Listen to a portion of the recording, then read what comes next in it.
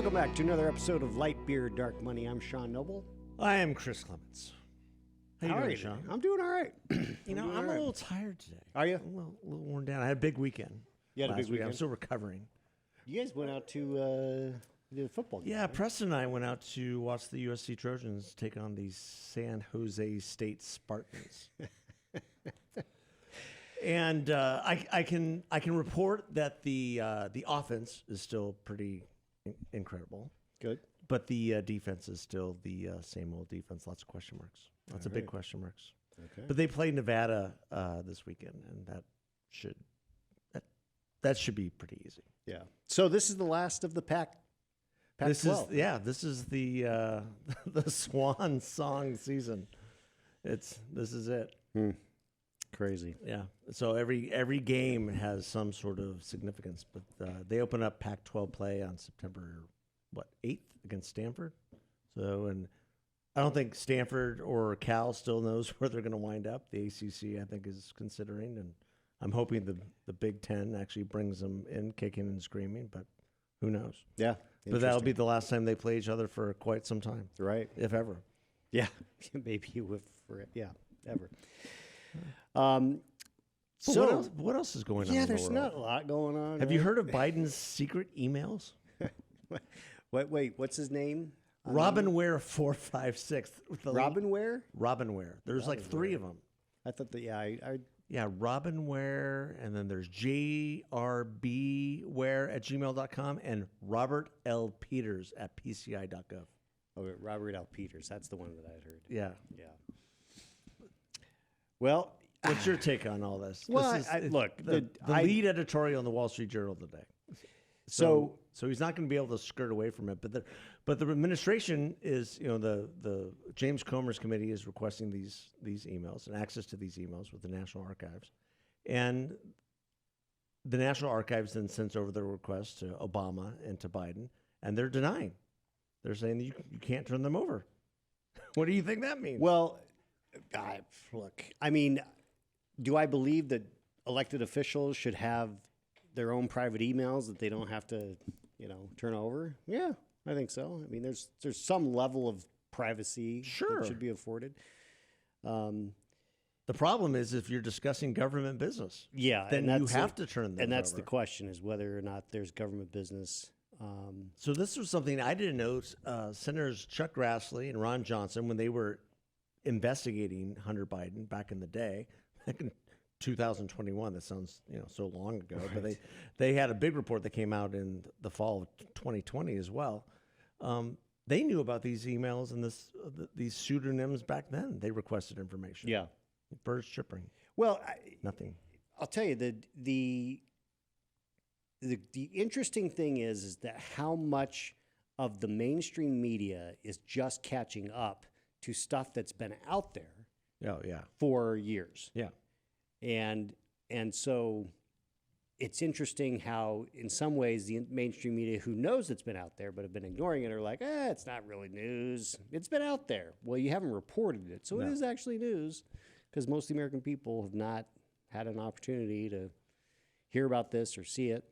Well, I mean, the fact that the Wall Street Journal is finally, leading on this has got to give some concern to those in the Biden administration. Well, you got to think that this is not a good thing, because the Wall Street Journal is one of the most widely read newspapers in the world. Right. One of the things that we're coming out of the August recess, headed back. Members are headed back to D.C. this coming week, and Speaker McCarthy is going to likely start some kind of an impeachment inquiry. And he's not going to put it on a floor vote, which is exactly what Pelosi did when they started the inquiry for impeachment on Trump. Yeah. And, a lot of people are like, oh, this is hypocrisy, blah, blah, blah. The impeachment of Donald Trump for the phone call he made to the Ukrainian president regarding Joe Biden's actions in Ukraine. Right. And it's unbelievable that we are still talking about this all these years later and how intertwined all this is. Well, it is. I mean, we unbelievable. We impeached a president for asking about this. So Yeah, I think we should probably at least have an impeachment And now we inquiry. have evidence that all of it happened, despite all the denials. Yeah. All of it happened. All of it happened. I mean, this is real. There is fire. It's not just smoke. There is fire. And so it clearly reaches the level of impeachment inquiry status. Yeah, and you made an interesting point in terms of all the things that they're going after Donald Trump on. The Republicans have to show some teeth and make this inquiry and start beginning to make the case to the American people. Well, on the Joe Biden family corruption. My point on this has been the Constitution was written with an impeachment clause exactly for this reason. Yeah. If there is the potential of a high-level administration official, executive branch official, a vice president, a president who's involved in financial dealings with foreign governments. Yeah. Well, that's an issue. It kind of goes to worth investigating. It kind of goes to the old adage that if your opponents are accusing you of something, most likely they're the ones who are doing it. Well, that's You know, because they were accusing Donald Trump of being in bed with the Russians. Turns out Joe Biden was in bed with the Russians. Right. You know, they accused Donald Trump of making an improper phone call to Ukraine, how corrupt that is. Turns out that the Bidens were making all sorts of money off of Ukraine and the Romanians and the Chinese. Yeah. Millions. Not just tens of thousands of dollars. Like chump change. No. And distributed very, very nicely across their, the family bank accounts. Yeah. 20 different LLCs. And that's why there needs to be an investigation and a discussion about, where this leads. Well, for the uninitiated, what does an inquiry give you? What sort of powers does it open up for It you? allows the Congress to get access to information that they would otherwise not have access to. And so the impeachment inquiry does give them the ability. And look, Trump had to turn stuff over. When the Democrats did that, they can bring witnesses in. They can, put them under oath. All those things are, it's an investigation, and it's long overdue, in my mind. Yeah. Long overdue. And look, what are the hesitancies on the Republican side? there isn't any. Yeah. There is hesitancy from the standpoint of within Republican the House conference, members. you've got There's House members who come from districts that Biden won. Yeah. Okay. So they're coming from swing That's what I'm districts. getting at. And they are like, well, do we really know? And they just have Do to we take really know? They just have to take a good look. Once they have a good look, it's like, oh yeah, okay, yeah. Look, it's going to be messy. Impeachments are messy. When we did it with Clinton, it was messy. In part because, was it legitimate? They thought so. They believed so. It didn't look good that the president lied. But guess what? It's gotten a lot worse. The stuff that Trump did post-election or post-presidency with the documents is really, really problematic. But what Biden did as vice president and as president with this stuff with Hunter is absolutely just concerning and 100% concerning enough to have an investigation. Well, Comer says there's consensus in our conference that we are now going to have to go to the impeachment inquiry. Obviously, it's Speaker McCarthy's call. Right, but consensus is probably not everybody. When they needs almost everybody if they're going to have a House vote on to start an inquiry, which is the precedent that the Democrats upended. Yeah. When they did this against Trump. So there is no precedent now. You just do whatever it is you're going to do. So McCarthy's going to say to Judiciary Committee, Jim Jordan, Comer, have at it. Have at it. Go. And no floor vote, nothing. And the Democrats will scream bloody murder. And then Republicans say, but that's exactly what you did. Yeah. There seems to be a lot of that going on right now. We're in this endless cycle of between the lawfare, which are going after Donald Trump on every little thing.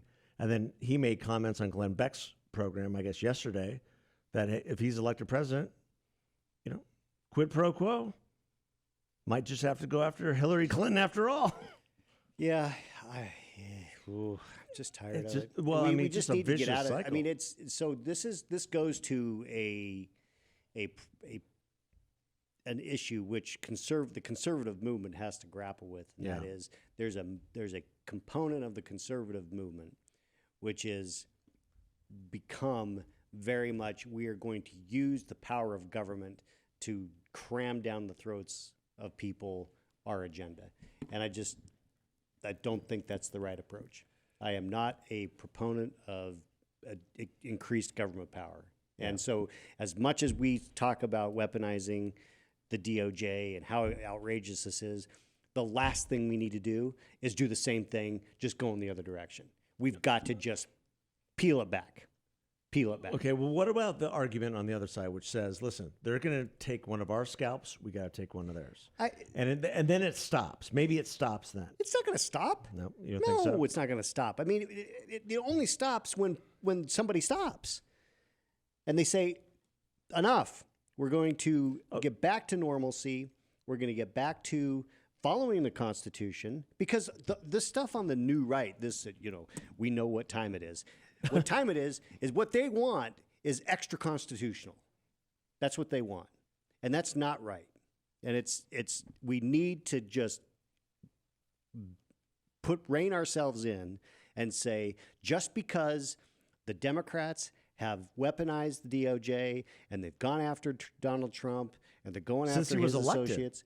Yeah, but I mean, if he gets elected, the best thing he could do is to just calm the waters and say, we're just going to put DOJ back in its little box.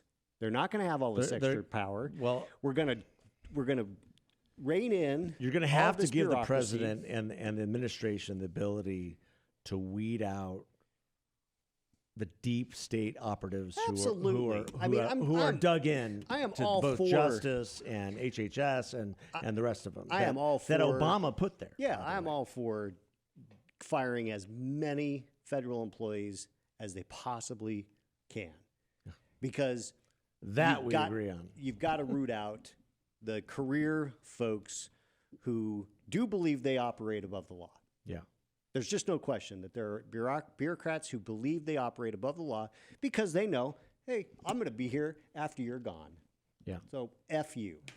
Yeah, that's very true. And that's I mean, the deep state is very real. It is real. We talked about it a lot when we were in D.C. with everybody or at the Conservative Partnership Institute. Every single guest that we had in the cavalcade of stars that we had there said deep state is real. Yeah. I mean, there's just no question. Until the next Republican administration wants to deal with it, we will continue to have these. But the answer is not to inject our own deep state on top. It is to root out the deep state and keep it rooted out, not create a new one. And to genuinely, drain the swamp. Yeah. Which you could make the argument Donald Trump really did not do. No, he didn't. He didn't. And he had the power to do so. The answer that a lot of these folks in this, this new right movement have been making sounds like it's not draining the swamp, it's just swapping out the water. Yeah. It's creating different looking and different smelling swamp creatures. It's green water, we're going to make it red water. We're going to make it's blue green water, we're going to make it red green water. Yeah, whatever. Either way, it's swampy. Swampy. Well, you know what? You know what state is seeing a lot of water right now? Nice little segue here. Florida. Yeah. And we made a comment about this when we were like chatting yesterday. Maybe, just maybe, I don't want to get biblical about this, but I mean there are crickets all over Nevada and Saudi Arabia right now. I don't know if you've seen those reports, but I saw that last night. I'm like, this is bizarre. Elko, Nevada, home of our illustrious owner of Star Worldwide, Dave Pratt, is inundated with pestilence right now. Is that right? Yeah, of crickets. Oh, no. So you got a hurricane that came up through the Gulf, which is really rare up until the panhandle of Florida. And you have this guy there in Florida. His name's Ron DeSantis. You might have heard of him. Oh, yeah. And he was actually projecting something you don't see very often in Republican politics or Democratic politics. Leadership? Leadership. Like complete, total preparedness. And the way he pushed back on the press the other day kind of reminded me of that Ron DeSantis who took on COVID and created this Florida that's very, very red and actually operates very efficiently and proactively when it comes to disasters. Yeah. And he's like 3 for 3. Yeah. He's done a great job. And this is, maybe God wants DeSantis. Maybe. God sent a hurricane to make DeSantis look good. He started off not having the best of weeks. I mean, coming off of the debate. Right.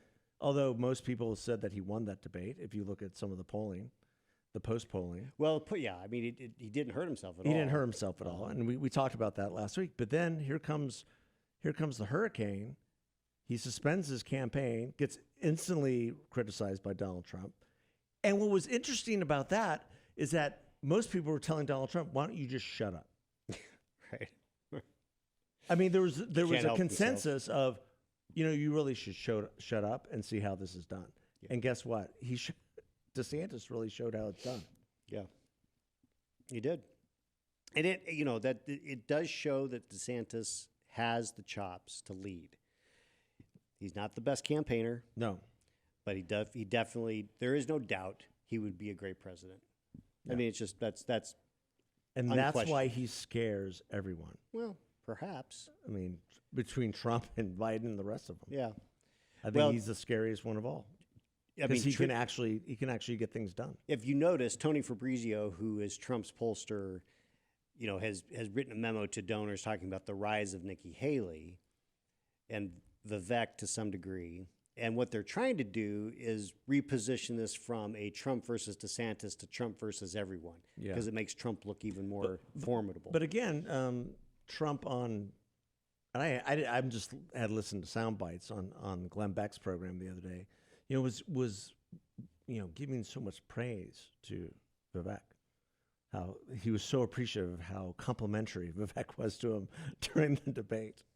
Which just goes to show, like, if you're in Trump's crosshairs, watch out. But if you're giving him lots of praise and Thanksgiving and calling him the greatest president of the 21st century, or maybe in several generations, as Vivek is running for vice president, said, it's not going to get that. No. Yeah. Secretary of the Muckety Mucks. Maybe. I mean, chief of something. Who knows? Chief of the Chompers. Yeah. I mean, those pearly white teeth. Yeah. Right. But you also made a great point last week, and I wanted to draw attention to it, about how now that people see and know Vivek, watch the press start going after him, digging up stuff. And that has been absolutely the case this last week. All of a sudden, he's having to walk back a lot of comments on a lot of different issues that, maybe he meant to say, maybe he didn't, don't know. Here's the problem with a guy like that who doesn't have a core, is that he has said things that are problematic. And it's because he doesn't have a core philosophy. Yeah. Now, I think he looked at Trump, who also has no core philosophy, and has said a lot of things that are problematic, and thought, well, if Trump can do it, I can do it. But he's not Trump. No. I mean, Trump is one of a kind. He's one of a kind. And so all these guys who are trying to be like Trump, not going to work. Yeah, which is why Trump's poll numbers keep going up. Right. I mean, Vivek can think, and I don't know, maybe Vivek thinks that he's the heir apparent, and he can pick up the baton after Trump. Trump light. Trump 2.0. Trump or 3.0. 3.5. Trump is now Trump 3.75. Right. I mean, yeah, I don't know. What I do admire about Vivek, in all seriousness, I admire how he pushes back on the press. Saw his stint on Meet the Press over the weekend, and I am not a fan of Chuck Todd. He reminds me a little bit of a squirrel because he's squirrely. He is squirrely. Yeah, he's just, and I thought Vivek did just a wonderful job pushing back on him on a number of different issues, and in an articulate but respectful way. And I think that's a good thing. Yeah. Well, I mean, campaigning is a phenomenal education. I mean, it is a practice which I mean, you want to talk about on-the-job training. Campaign for the first time. Yeah. You know, that's a big deal. So Nikki had got a little bump. She got a raised little some bump. money. Her numbers are up a little bit. There's now more discussion amongst Republican donors concerned about Tim Scott being single. I told I still think it's stupid. It might be stupid, but it's stupid. Okay. But if I it, but if it disagree with affects, you. I if it don't think affects it's stupid. whether donors go in for him, that it has some impact. It might be it might be stupid in your mind, but for a lot of people who are raising families, who are married and trying to keep it all together, it's odd that he's still single at his age, being a professed evangelical Christian. It's odd. It might not bear anything on who he is as a person. Don't know. Never met him. Actually, I have met him once, but never had a conversation with him about this. All right, let me ask you a question. But I think for that part of the electorate, especially in Iowa, it's odd. Let me ask you this: would the typical evangelical voter be more comfortable with a divorced Tim Scott than a never married Tim Scott? No. So I think my point being that if he's smart enough to have not made a mistake in marrying the wrong person and now been divorced, he's just said, you know what, I am going to not make that mistake, and I'm not going to marry this person, and so I'm going to stay single. And he's never met the right person. I think if he were 35, you could make that argument. I think in your late 50s, he's 58, that's an odd argument to make. Okay. I think that's the issue there. If you're 35 and you're saying, "Hey, I'm waiting. I'm an evangelical. I'm waiting for the right person. I've dated. I'm not." So, at what point do you stop waiting and just marry whoever it is? No, at 58, you got to think like, if it's not the right person, who cares what the age is? If it's not if you haven't found the right person, you can't just say, "Oh, I've gotten to that age where it's just like I'm just going to settle." Why? I can't speak for him, but that's pretty old to still be waiting for, But if it doesn't happen, it does. I mean, I get it. I get what you're saying. I'm saying that it's odd. There's a lot of people. I'm not saying that it's unnatural or there's something weird happening. I think it's odd, and I think for voters who are they're trying to keep their families together. They're under enormous economic pressure with gas prices, food prices, all the inflationary stuff that now Joe Biden wants to wash away and say, "Oh, it's inflation is coming down." Well, it's still up 20% since you took office. Right. So let's not whitewash it or anything else to the electorate. I think for families looking at Tim Scott, who again trying to keep their families together, trying to put food on the table, have issues with their kids and schools and woke schools and transgenderism run amok. They look at Tim Scott, who's not married, who doesn't have kids, and then it's odd to them. They look at it as like, how, and from this aspect of how are you going to relate with me? How are you going to relate with the things that I've had to deal with in my life, in my marriage, with raising kids or anything else? When you haven't had those experiences, for whatever reason, you haven't had those experiences, and so I think that's where it comes from. It's based on life experience. I understand what you're saying, but and I don't think it matters. There is no candidate that can check all the boxes. No, I don't think so. But I think that if it comes between a candidate, if an evangelical voter, or a Catholic voter, a devout Catholic voter, anyone who's in that faith component of the electorate. Faith, freedom, free enterprise. If they look at a Tim Scott versus a Mike Pence, they're going to pick Mike Pence. I don't know. They would. Guarantee you. What if they don't think Mike Pence is electable? Well, I'm just saying if that's the most important thing, if they're going to relate better with a Mike Pence. They're going to relate even better with a Ron DeSantis. As a young father raising, 3 kids. And it's just he can speak to those issues. Tim is not really able to from an experience standpoint, from a life experience. And I think that just gives people pause. It doesn't discount him as the person that he is, the type of life that he's led, the type of leader that he is, which is all of which are tremendous. Tremendous personal story, tremendous leader in the Senate, great friend to a lot of people that you and I know. I just think it gives families pause. And in Iowa, I mean, he doesn't have much traction coming out of the debate anyway. Right. And in Iowa, where I think the only path to victory for a Mike Pence or Ron DeSantis is really Iowa. They have to win Iowa. And South Carolina. So, because I don't know if they'll win New Hampshire.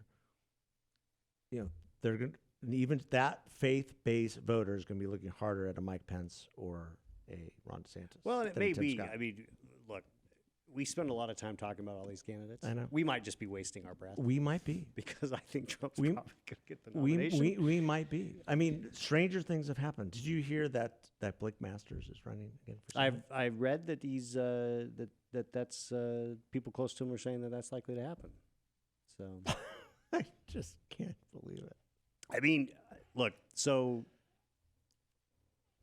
I think that it's. And I was quoted in Axios this morning. Oh, I you think were? I didn't yeah. even open it this morning.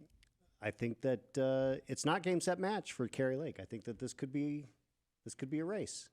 I mean, Blake's an experienced campaigner. He's and we don't know, at least I don't know, whether he's going to have big outside support like he did the last primary. Oh yeah, you sent it to me. So See, I didn't even see this. I didn't even open Axios this morning. well, what do you know? Masters poise. What was your quote? Where is it? It's right after Kirk Adams talking about how Kari Lake's very formidable.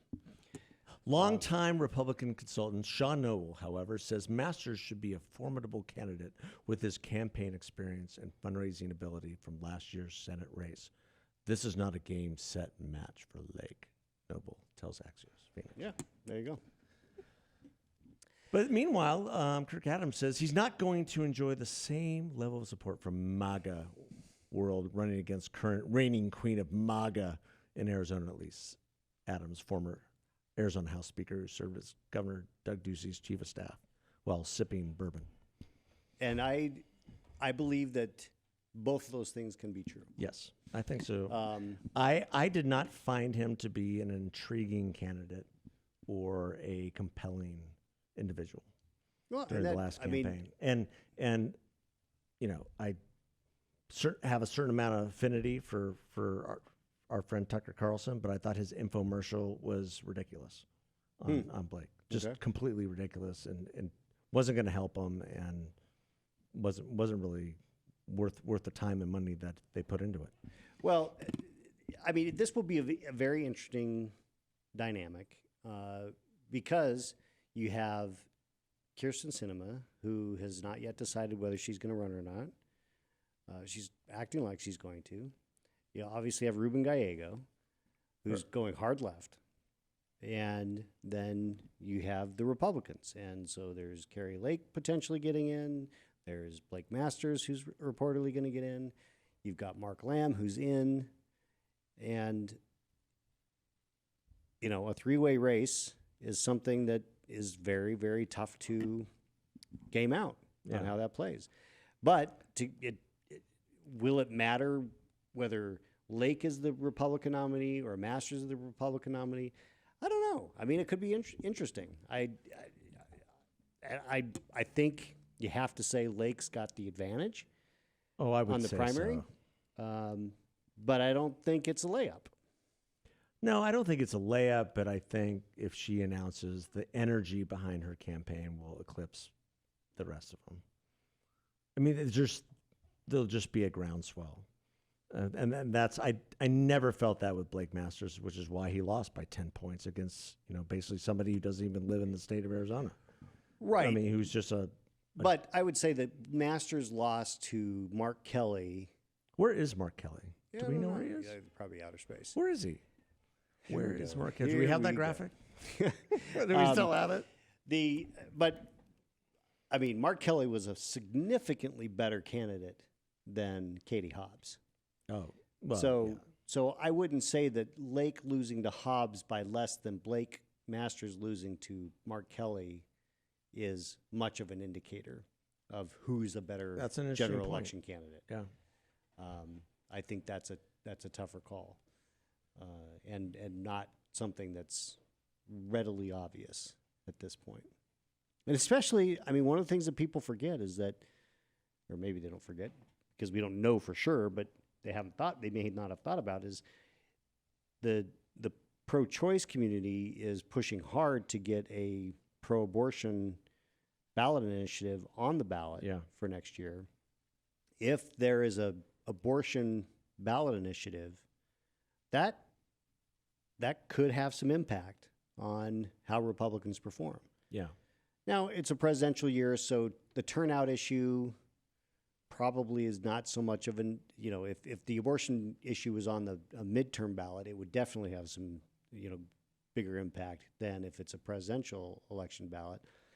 And so I don't think the turnout's going to be, affected, but how people are thinking about their candidates may be impacted with abortion on the ballot.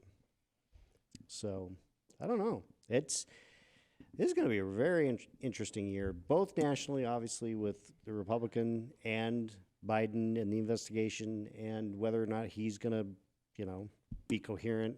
Speaking of coherent, what's going on with Mitch McConnell?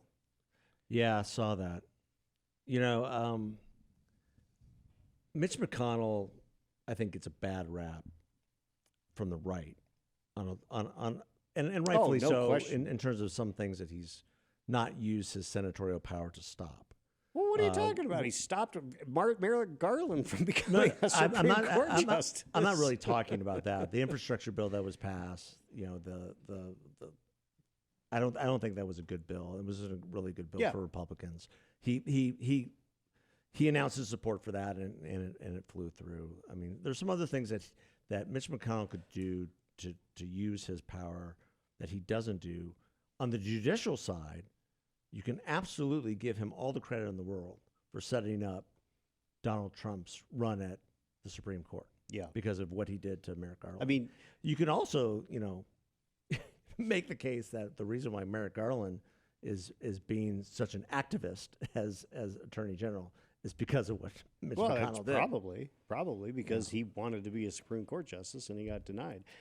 No, I think McConnell, has to go down in history as one of the most important figures when it comes to the makeup of the Supreme Court. This is going to affect generations. And just the federal judiciary in general. I mean, they've got like 200, 300 it's not just judges it's confirmed. not just the Supreme Court. With him,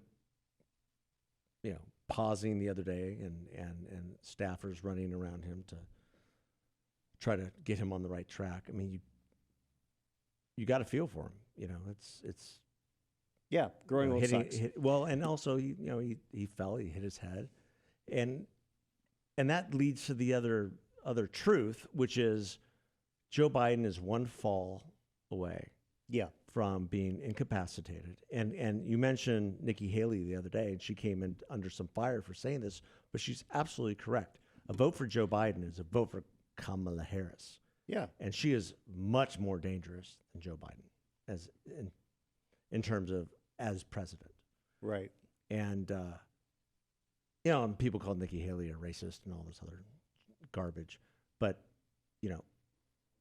Kamala Harris is a committed leftist who happens to be a black woman, period. She will pursue policies that will be detrimental to our country. There's nothing wrong with saying that. Right, it's true. It's we don't agree with her. Totally where true. She comes now, from there's a lot of speculation that what happened with FDR and Truman might happen yet again. That they will try to usher Joe Biden aside and create an open primary for the presidency to make sure that Kamala does not become Well, they're going to president. need to do that fairly soon. Like have Joe Biden announce, because I mean, there's like 3 different ways this can go. He can, be completely incapacitated, maybe win the next election, and then Kamala becomes president. He can say that I'm not going to pursue the presidency after this term, go down as one of the most, the left will enshrine him as FDR part due. And so that could happen. Or he could have a really fatal accident or just go down as, blubbering, mentally incapacitated Joe Biden all the way to the election, and then they lose completely. Yeah, I think that it is a dicey situation for the Democrats. I feel like our situation is, we've got Trump. He's almost for certain going to be the nominee. He's got all these investigations, blah, blah, blah. That's an issue to deal with. But man, the Democrat, I got to believe that if you're in the Democrat shoes, you're not feeling great. You're not feeling great because your guy is not all there. The backup is not popular, and there's not an easy route to fix this. Yeah, the backup is, I think, less popular than Trump. Oh, yeah. I mean, really, she will. I mean, if she be, that's the thing, is that she can't really be, bizarre polling She for her. can't be the nominee because for the Democrat eyes, because she will lose. So they've either got to get Biden through this election, assuming, because their assumption is that he's able to beat Trump, or they're going to have to move fairly quickly and bring somebody else in, and that's when Michelle Obama Well, I mean, that's hello, America. Yeah, Hello, Oprah. That is the other conspiracy theory that's being floated out there, and I don't think it's much of a conspiracy. And that is, and Newt Gingrich made mention of it the other day, on some kind of deal that really what we're seeing is the shadow government of the Obama's third term. Yes, Obama is calling the shots. yes, and he is basically setting up Michelle for a run I think so. to step in. I think so. I mean, the fact that they have not invoked the 25th Amendment yet, which they have all kinds of good reasons to do. I mean, you just run the tape on Biden and his incoherence. There's clearly evidence Every day. It's clearly evidence that the 25th Amendment could easily be invoked, and there wouldn't be a peep of, some people might protest. But the reason they aren't is because that elevates Kamala. Yeah. And they can't have that. Yeah. So who becomes the messenger? So then Obama, I'm answering my own question. Obama then becomes the messenger. Let's say the impeachment stuff goes through and all this other extraneous information, truths come forward. It took Barry Goldwater to go to President Nixon and say, "Listen, your goose is cooked. Yep. You don't have the support of the caucus or The Senate. Yeah. the Senate anymore." When does that happen, or does that happen? I mean, I think at some point it does. well, In terms of moving him to, not necessarily resigning, but not seeking the presidency, vocally announcing that he's not going to seek a second term. I think that's Because they can't have him resign, obviously. Yeah, So- that's a strong possibility. Yeah. Strong possibility. Obama makes a announced visit to the White House versus an unannounced.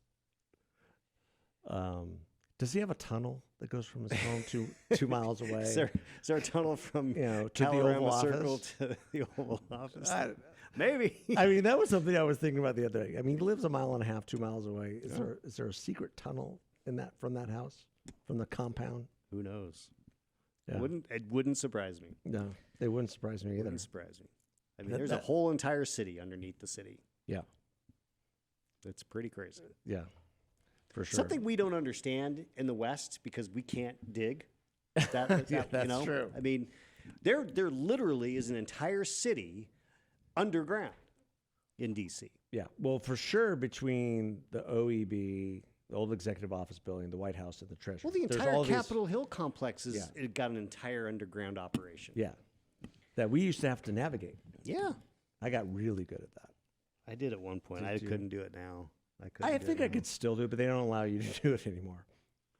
It's harder to get for around. our wholesaler groups. I used to kind of lead us around to all the different offices, and because of my time on Capitol Hill, I knew that whole You could back. just pop up at I different could places. just pop up in different places, and they're like, "How do like a you do this?" I go, groundhog. "I have no idea," but when you're racing to get something over to the house side, because there was no email, there was none of that back then, you learn really quick where to turn left, where to turn right, Yeah. and what's the quickest way to Longworth versus Rayburn. Right.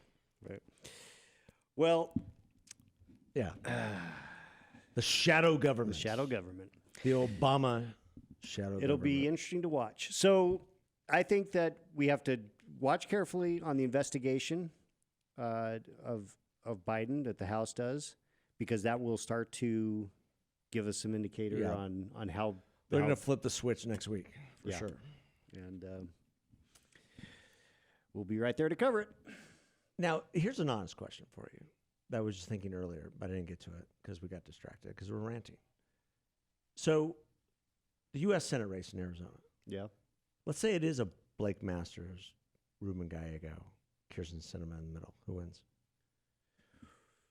Whew, I don't know.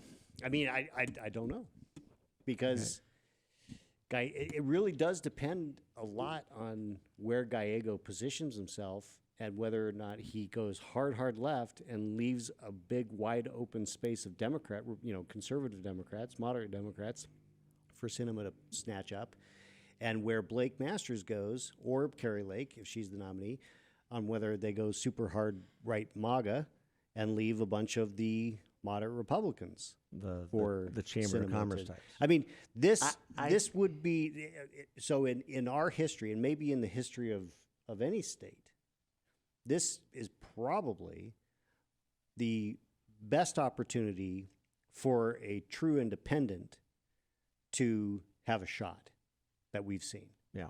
I mean, the last time we had a three-way race for the Senate was in 1994. Is that right? Mahoney and Kyle. Who was the Democrat? It wasn't Peterson. It was somebody No. else. Why am I forgetting this? Oh, Coppersmith. Oh, Coppersmith. Sam Coppersmith. So you had Coppersmith as the Democrat. That's Richard right. Mahoney was was the independent who was really a Democrat. Mm-hmm. And then Kyle won. The state has changed since then. Kirsten Sinema as the incumbent and the independent is very different than a Richard Mahoney. Yeah. And Blake Masters and Carrie Lake are no John Kyle. No. So it will be very so that is the only thing we could look at as far as a precedent, but the dynamics are so different that it's almost worthless to look at. How many more people do you think get into the Senate race on the Republican side? This is not over.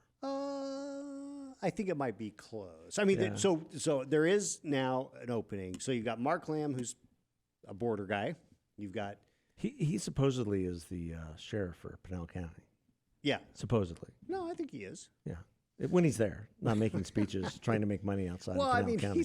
he's running for the Senate, so he's not going to be there. all Nah, the he time. was when he first got elected. He was out making I don't speeches. know. So you've got Lamb, who's obviously very conservative. Border is his number one issue. You've got Masters, who's former endorsed by Trump. You've got Lake, potentially former endorsed by Trump. So yeah, is there room for someone else? If that somebody else has got a truckload of money, Yeah. a truckload, like Gold Bar's truckload. Yeah. I mean, and has some appeal. It's not Jim Lehman, who had a truckload of money last time and didn't make it because there wasn't an appeal. Yeah. Is there someone out there that's like that? I don't know. Maybe. I mean, if I win the lottery, I'll jump in. Yeah. as long as the jackpot is big enough. Yes. Yeah. I think over Kirsten, 100 million. I think Kirsten, if she plays her cards right, has a legitimate shot. No, I think that's the. I do And a think bigger it's shot than, I mean, with Blake getting in, even a bigger shot now. So it should be interesting to see. well, if there's a very contentious Republican primary, that's going to hurt. Yeah. That's going to make it, you Yeah, know, it's going to cloud people's because the Democrats are not going to have a primary. Nope. Gallego is going to just cruise and raise tons of money all over the country. Yeah. And have lots of dark money. Oh yeah. They'll have plenty of dark money. Remember, dark money is just not a conservative Republican thing. There's more dark money on the left than there is the right. That's for sure. They started it. We Yeah. just got into it. Well, they started it. We tried to. We almost equalized it with Citizens United, and then they just doubled down, and they've taken it over again. For sure. So, all right. Well, folks, do we run out of time? I think we're out of time. This has been fun. We'll be back. Take care. Have everybody. a great Labor Day. God bless.